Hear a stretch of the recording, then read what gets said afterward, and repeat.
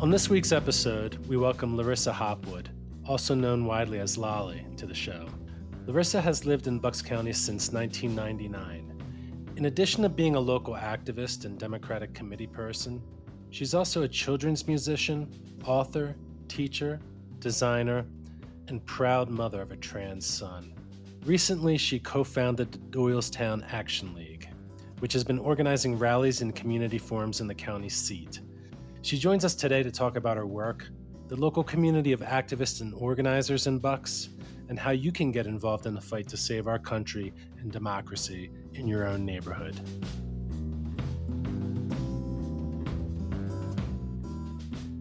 Hi, Larissa. Welcome to The Signal. Thank you for having me. So you started getting involved politically back in 2016. Can you kind of describe the circumstances and why that happened? Well, I actually grew up not being involved in politics at all. I was raised in a pretty religious home, and part of the religion that we were in kept us separate from politics and from world events. So, so I left the religion around that time. That was the first election that I voted in, and it felt essential, very important. And then after Hillary Clinton lost, it seemed imperative to kind of translate what I did from my upbringing instead of having it be religious, to switch it into politics instead. It was an easy transition. And so what type of political activism did you get involved with after the election? So I started kind of attending rallies. There were a lot that were going on. I had friends who were trans, and I know there was a trans rights rally that happened right in Doylestown, right by Starbucks. So I went to that. I think that was the first big event that I went to. After that, things just seemed to really slide downhill quickly. I was in Philadelphia actually playing a show. I do children's music, and I was there with my child and a friend. And as we were walking back from our cars, we realized that we could just pop into the women's rally. And that was a life-changing moment for me, just seeing all the energy, seeing how important it was to speak up, and also hearing the diverse voices that were there, realizing that we all had our own experiences and we all had our reasons that everything was so upsetting to us. So we're stronger together. That was Hillary Clinton's motto. And it felt like it was kind of the big next step. How would you describe the activist scene, if you want to call it that, in Bucks County? Currently or back then, and just in general? Just in general, I mean, you could just discuss maybe like how it's evolved or grown or just contracted. Yeah, I think the activist community in Bucks County is very important. I feel like, while Biden was in office, people were kind of taking a break. As Trump got elected again, it seemed like there's a whole new group of people who are kind of stepping up to the plate. Yeah, I think that, we're the center or the county seat of Bucks County. Up at the courthouse, we've had people from the BBC, we've had people from the New York Times, we've had people from Spain, from just all over the world who come here to see what's going on. So I think because of that, there's definitely a crew of people who understand that people are paying attention. And we also have a crew of people who are new at this, who are asking, how do we get involved? And what can we do to make a difference? So I think it's good. And I think that it's building right now a lot. I think in 2016, Rise Up Doylestown was a group that really did a lot of activism, and they kind of stepped back. And it felt like we still need that. There are a lot of groups that are doing really important things, but I think the unique thing about Rise Up Doylestown is that it was not partisan. They were very open to, especially some of the more liberal stuff that was going on, but also they just made a point to try to create the umbrella so that everybody felt like they were included, that they were doing it mindfully, and that they were directing the efforts into further action. So I think that that's what we would like to do with what we're doing right now. And one of the things you are doing right now is that you just launched the Doylestown Action League. So can you explain what is it and why did you start it? As of right now, it's a small core group of people who are working really hard to organize rallies, organize events that can get people engaged and to help direct them towards further action. We actually have a meeting this week, later on this week, to kind of create stronger arms of the Action League that we can kind of use to really create more events and to create more action that we really need right now. So right now it's mostly we have our Facebook site. I just started an Instagram site that has like 50 followers. It's not very many yet. But we are kind of, we've been communicating with Indivisible. We've been communicating with the Doylestown Democrats. We've been communicating with 5051. Yeah, we're just trying to not step on each other's toes and to lift each other up and to make sure that we're doing as much as we can without burning ourselves out. And you guys have been involved in a few different events thus far. The first being, and correct me if I'm wrong, International Women's Day rally in Doylestown. The first one was actually on President's Day. Yeah, so we did one then. That was something that I had learned about from the 5051 group and just decided it would be a good idea to have something in Doylestown as well. I'd been getting a lot of calls from people, texts and emails and messages since Trump was elected. Before that, I had actually done a lot of stuff to kind of rally for Kamala Harris. So this was just kind of like the Action League was just kind of like, okay, it's time to get serious here. So yeah, so President's Day was our first one, which was right in the center of town, right by the old courthouse, which is a really great place. It was actually kind of interesting. So my friend Kevin and I did the heavy lifting with that. We had a bunch of other friends who came and helped out, did their parts to help out. But we started getting messages that there were people on the right who wanted to clean that space that we were going to have the rally beforehand. And I was like, oh, what do we do? Do we move the rally? Do we do it on another day? And somebody was just like, just put the call out for everyone to get there an hour earlier. And so we did through kind of private channels.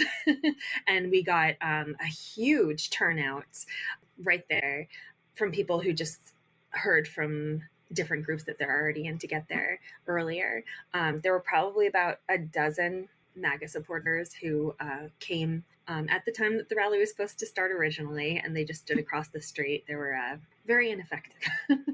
And then more recently, you and your group, and along with others, were instrumental in organizing and putting together this community forum or town hall where you invited Congressman Brian Fitzpatrick to attend, although he, not surprisingly, decided not to. But despite that, it was a huge success. There was at least 200 people there, and then a whole host of just community speakers talking about the various ways they've been impacted by these first 2 months of the Trump administration and through various executive orders or actions by Doge, etc. Could you talk a little bit about kind of organizing that event and what happened and how your assessment of it afterwards? Absolutely. So, one of the things that really sparked me to do this, other than people saying we need a town hall, is that at some of these rallies, the one on President's Day and then the one that we had on International Women's Day, there were people who came up. We offered to kind of give the bullhorn to people who had something important that they wanted to say, and the stories that we were hearing from people that I had never met before about things that they were going through were really moving and really poignant. And it inspired us to, when we assumed that Fitzpatrick wasn't going to come, to kind of switch gears and turn it into a space where some of these voices could be heard on a bigger level. I think it worked pretty well. One of the things that happened when USAID got cut is there was somebody who showed up at, I believe it was the President's Day rally, and spoke about how that's going to be affecting us locally and how that's going to be impacting the farmers who are already struggling. I actually worked at a farm when I was younger. I know it's not an easy situation, it's constant, and to know that the aid that they were getting is dissolving, and how that's going to impact us economically, how it's going to impact us socially, how it's going to impact our schools, how it's going to impact everybody across the board. So we reached out to somebody from Plowshare Farms. His name's Teddy. He ended up speaking on the matter, and he's very affected by it. We ended up having somebody who was there who had been fired because of the Doge cuts. We had people talking about libraries and education, and it's just, I think, putting faces to the actual problem instead of this is an abstract thing that's not necessarily affecting me. It's like, no, these are our neighbors. This is happening so fast, and it feels so unstoppable in a lot of ways. I think it really empowered people, kind of gave them the motivation to be like, oh, well, there's people who are thinking about this, who know something that, more than I do. And listening to them and working with them is going to be a lot more constructive than just spending time online fighting trolls. So yeah, so I think it seems like everything that we do is kind of leading to a next step. So coming out of that meeting, which I think was really, really successful, we sent the video of it to all of our representatives, our state representatives, our local representatives, Brian Fitzpatrick. We're going to be sending it to John Fetterman. It's important for them to see we're not just scary, angry people. We're concerned. We're frightened, and we can't do this on our own. We need their help. But everything that I'm hearing is just, we need to get louder. We need to really engage. And I think that providing a space where it's just like, no, this is not just a whole bunch of liberals who are just flailing around and complaining. This is their constituents who want to be heard. So creating that space and giving them the information that we got is pretty important. It really was an extraordinary event, and it really speaks to just how amazing the community in Bucks County is, from just the Yeah. people showing up and participating to the speakers like Tabitha Delangelo or Heidi Rue talking about how the Department of Education cuts and the kind of ICE and war on immigrants that we're seeing unfold are affecting us locally. In addition to the other speakers that were there and that you had mentioned. So I was blown away by it. I really was. I mean, you guys just really knocked it out of the park. So congratulations on that. And I feel like I do want to mention, my friend Ed and Amy, they're actually, I know them through the Doylestown Democrats. They're not part of the Action League. So that's one of the things that we're kind of hoping to do with the Action League, is kind of loop in other people. And that was very successful. They worked so hard, and it would not have happened if Amy hadn't been like, oh, Ed wants to do this. Can you help us? And we're like, yep, absolutely. Let's make it happen. So I'm hoping that we get more of that going forward across the country, because we need more of that. We need people who are just kind of like, okay, this is what I want to do. Who do I need to contact to make it happen? And how do you see, like you had mentioned before, that there's already groups kind of doing like activist work and progressive organizing, etc. Groups like Indivisible Bucks County. How do you see yourselves complementing each other rather than stepping on each other's toes? So, I feel like that's a learning process, definitely a learning curve. And I know that Indivisible's doing a lot of really important work. For example, this rally that they're organizing on April 5th across the country, they have like a really big vision. They're really encouraging people to go down to Philadelphia, to go down to DC, which I think is super important. They want big crowds. It's time for that for sure. we also had a call for something to happen in Doylestown, and there was definitely a little bit of butting heads there about like, okay, what do we do? It's like it doesn't have to be an either or situation. So I think that it's going to be a little bit of growing pains at the beginning while we figure out, how to step aside when we need to step aside, but also how to empower each other and to realize that we're all working together. It's like there's so much division right now in the Democratic Party. There's so much division right now within all of these different groups. And I think that in a lot of ways, we kind of do need to throw spaghetti against the wall and see what sticks, see what's effective. And Indivisible's incredible. I think it's not the only route to go. I think supporting them and projecting or boosting their message and their activities is really, really good. And I think I did speak with somebody who is kind of like the regional manager of like Pennsylvania and DC, like that whole area. He was amazing. He was so great. And once I kind of explained that it's like, yeah, we're an hour outside of Philadelphia, that there's a lot of people, there's parents who want to bring their kids who are intimidated about going to the city. It's like we are in a moment where people are being attacked, where people are getting targeted, where people are Donald Trump is literally threatening people with jail time for using their First Amendment rights. And I think that there is a certain element of fear that is preventing some people from going to those bigger events.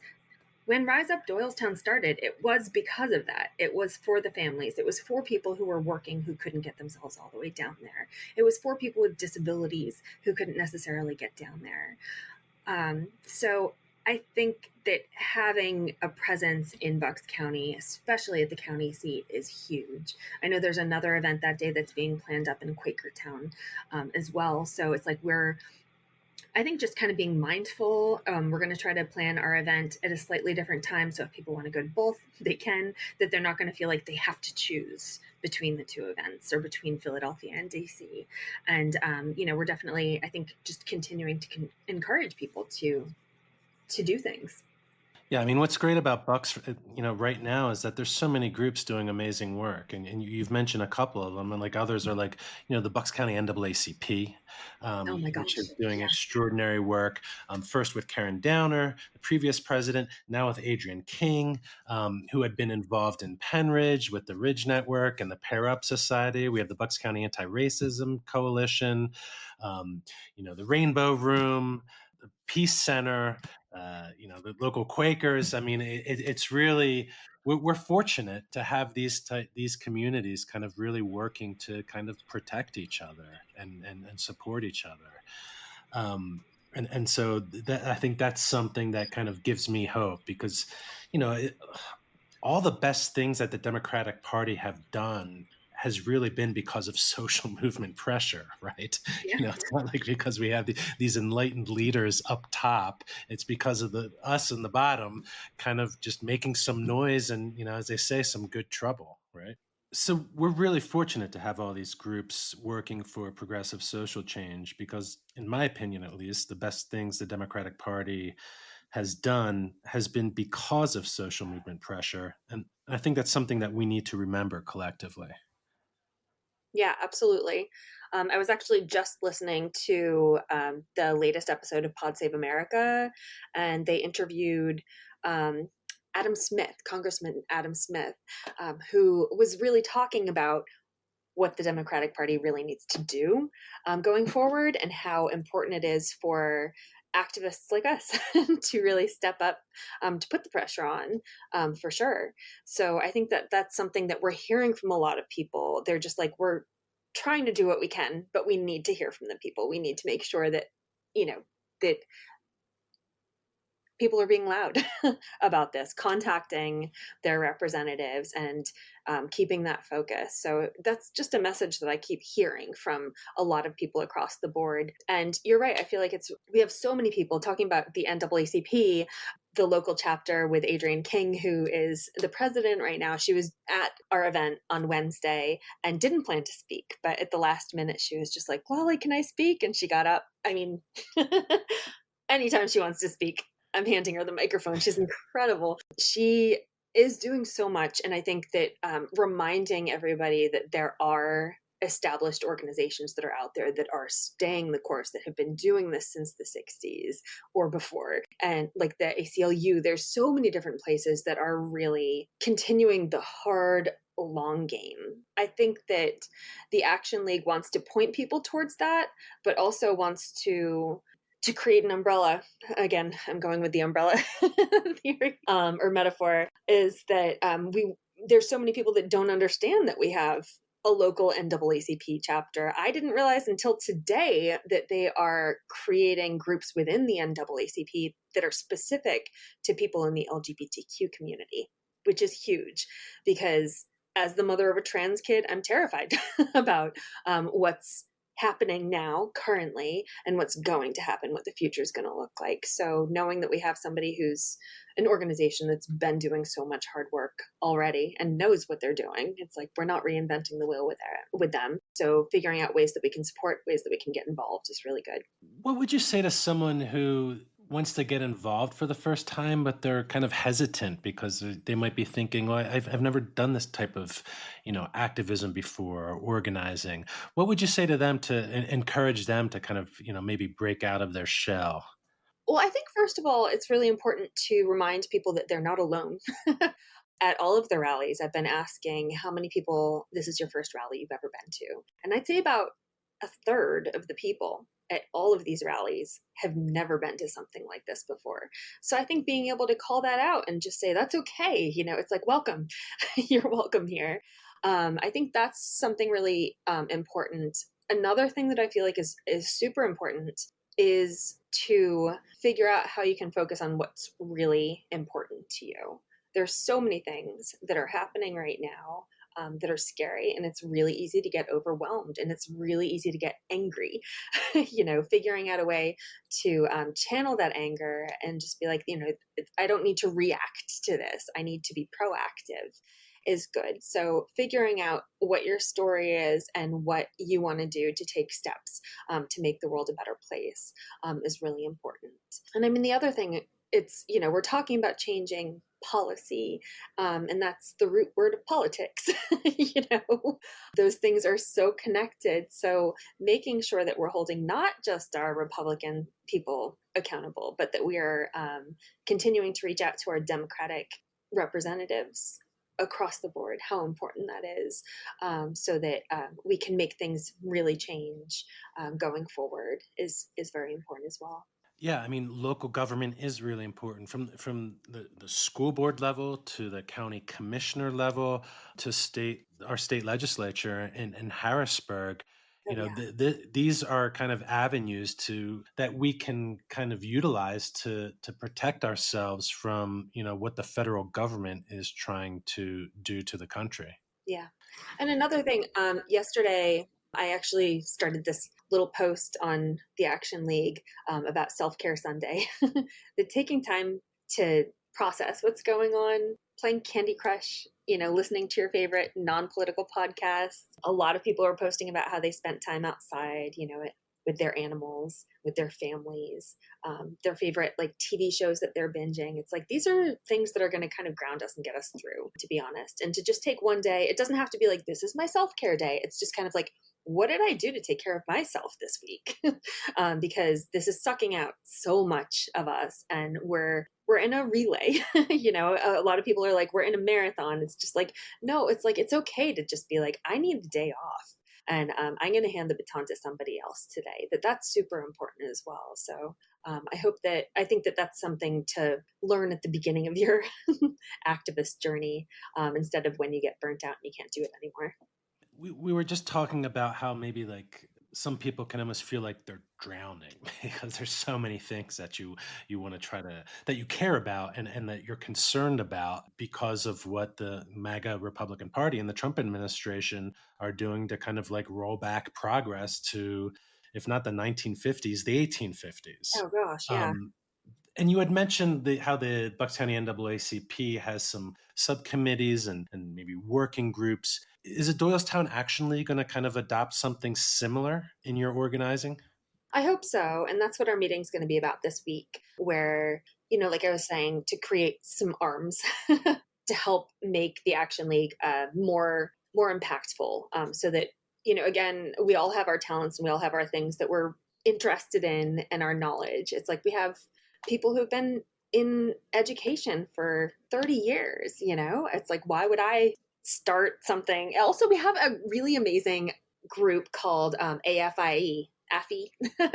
It's Advocates for Inclusive Education, who are, that's an established group. So we're hoping to loop them in so that we can figure out what kind of activism we can do to support them and what they need. So yeah, we are very much hoping that we can kind of create these different arms, these different subgroups to run more effectively and better. Yeah, I mean, AFI's been doing extraordinary work for the last few years now, and Yep. one of the great things about them is that they're nonpartisan, and they're just about educating the community, say around something like book bans, right? And so Yep. they'd invite the community to read a book together, and before we can start organizing, I think education needs to be the first step, and so groups like them, they're just so important to the community. Kate Nazemi and Yeah. Kitty Semich. Okay, yeah, Yeah. those are the two rock stars that really got that band They're going. incredible. Yeah. So I just want to kind of acknowledge them and the great work that they've been doing, and it's something that I and the Bucks County Beacon have been following for years. So to wrap up, how can people get involved with Doylestown Action League? So right now we're on Facebook and we're on Instagram. You can find us at Doylestown Action League. um, on either of those platforms. We are a community. It's right now it's a private group.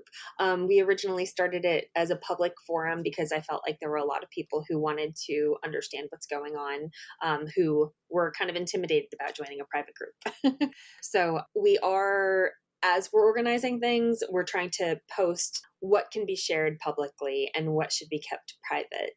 So we're hoping that we can use this as a tool to kind of make sure that we're going about this as safe as we can.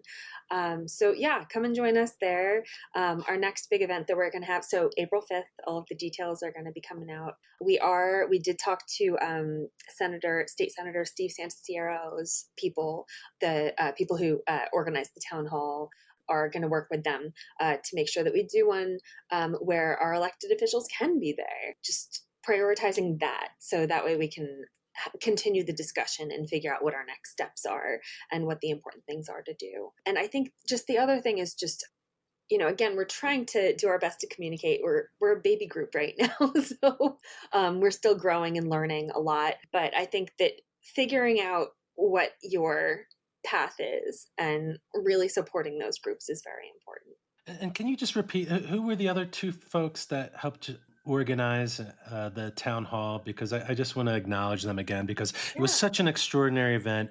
You guys have video, on your page of the event. We posted it on YouTube, and then Layla Casey did an extraordinary write-up of the event. So I just want folks to know who else, again, was involved with that. Sure. So Amy McGarren, she's done a lot of organizing when it comes to the Doylestown Democrats, and she's a member of Indivisible Bucks County. So she was one of the organizers. Ed Richardson, we know through the Doylestown Democrats as well. So he was one of the people who was there. As far as the Action League, our friend Kevin E. from BC Arc, he's been amazing at organizing as well. Leela is part of our crew. Our friend James from Evolution Candy, who had been just unbelievably supportive throughout the years.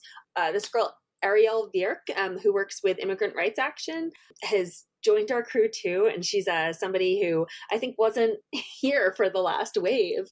And she's just been absolutely incredible. And our friend Angela as well from the housing group, I believe. Yeah, that's our crew. So yeah. Well, I just want to thank all of them for putting on that just spectacular event, and I want to thank you, Larissa, for all the work that you're doing and for joining us on the Signal. Absolutely. Thank you so much for having me. And thanks for all the work that you're doing. We couldn't do this without you. Well, we will continue to be covering your events and your work on the Bucks County Beacon at buckscountybeacon.com. Thanks again, Larissa. Thank you so much, Cyril. Have a good one. This has been The Signal. a podcast by the Bucks County Beacon. I'm Cyril Migaleko, editor-in-chief and host. For more progressive news, analysis, and opinion from Bucks County and beyond, go to www.buckscountybeacon.com.